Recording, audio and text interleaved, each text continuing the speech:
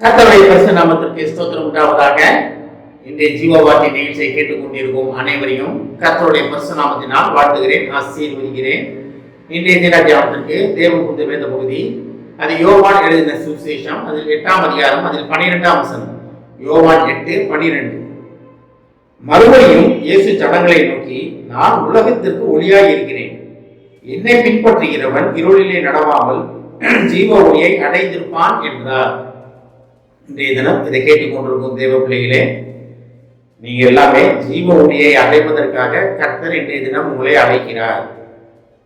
ஜீவ ஒளியை அடைந்து உங்களிடத்தில் உள்ள ஜீவ ஒளியை கண்டு அநேகர் உங்களிடத்தில் வருவதற்காக கர்த்தர் உங்களை அழைக்கிறார். இந்த வசனம் பழக்க சொல்கிறது. அதாவது பாருங்க, நான் உலகத்திற்கு ஒளியாய் இருக்கிறேன். இதே தான் தேவ ஒளி, ஜீவ ஒளி.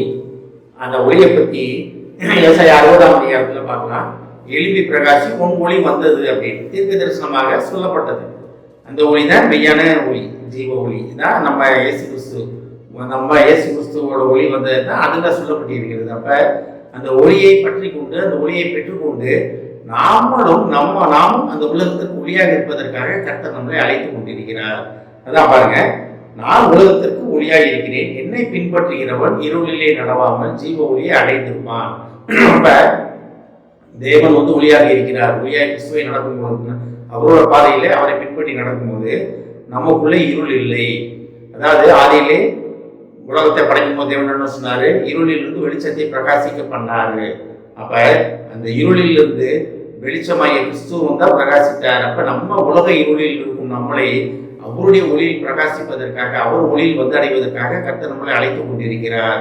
அதான் என்னை பின்பற்றுகிறவன் இருளில் நடவாமல்.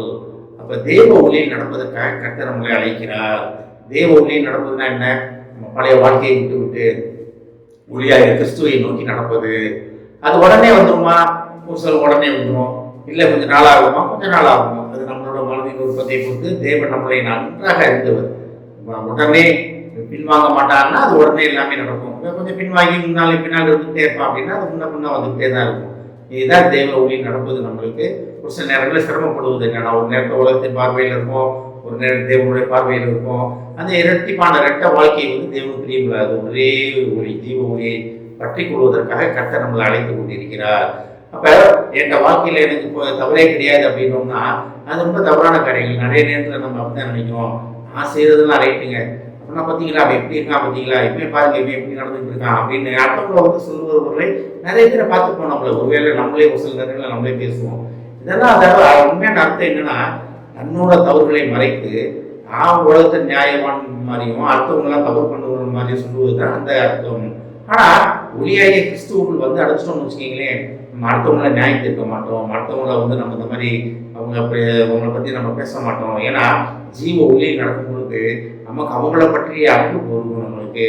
அப்போ அவங்களையும் ஜீவ ஒளியில் வருவதற்காக நீங்க அவங்களுக்காக ஜெபம் பண்ணுவீங்க, அவங்களுக்காக போராடுவீங்க, வாங்க நீங்களும் பெற்றுக்கொள்ளுங்கள் அப்படிம்பீங்க. அப்ப ஜீவ ஒளியை அடைவதற்காக கர்த்தர் நம்மளை அழைக்கிறார். இந்த ஜீவ ஒளி எதுக்காக அழைத்து கொண்டிருக்கிறார்னா, நம்ம அவர் சீடராக இருப்பதற்காக, அவர் ஊழியம் பண்ணுவதற்காக. ஊழியம் பண்ணணும்னு நான் அடிக்கடி சொல்லுவேன், சாட்சியுள்ள வாழ்வதுதான் மெயினான ஊழியம். அப்படி ஒரு வாழ்க்கை வாழ்வதற்காக கர்த்தர் உங்களை அழைத்து கொண்டிருக்கிறார்.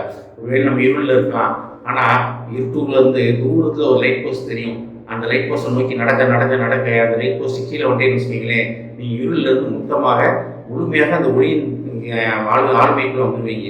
இது உலகத்துல நம்ம பார்க்குற காரியம். அதே தான் தேவனுக்குள்ள வரும்பொழுது அப்படின்னா, நம்ம உலக வாழ்க்கையிலேருந்து நம்ம அப்படி நடந்து தேவனுக்கு பிரியமான வாழ்க்கைக்கு வரும்பொழுது ஜீவ ஒளி நம்மளோட பிரகாசிக்கும்.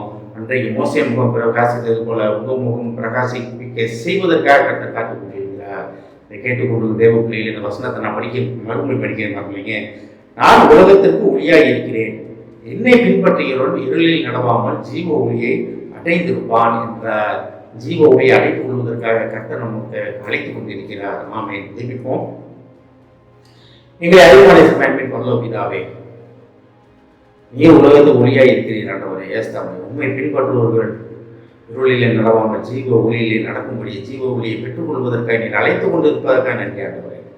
அழைப்பின் நோக்கத்தை புரிந்து அதிலே நிலைத்திருக்க உதவி செய்யும் ஆண்டவரே. இதை கேட்டுக்கொண்டு ஒவ்வொருவரையும் ஆசீர்வதிக்கும் அப்பா. ஒவ்வொரு குடும்பத்தையும் ஆசீர்வதிக்கும் ஆண்டவரே. குடும்பத்தில் இருளிலே தடுமாறிக் கொண்டிருக்கும் அந்த பிள்ளைகளை தொட்டு பலப்படுத்தும் அப்பா.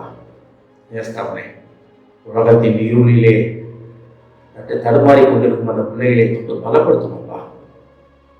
ஜீவ ஒளியாகிய உம்மண்டை வந்து சேர நீர் அழைப்பதற்காக நன்றி ஆண்டவரே. குடும்பத்தில் உள்ள ஒவ்வொருவரையும் ஆசீர்வதிக்கும் அப்பா.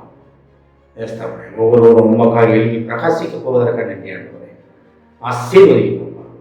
இயேசுவின் மூலமாக கேட்கிறேன் நல்ல பிதாவே, ஆமென். கர்த்தர் உங்களை ஆசீர்வதிப்பாராக.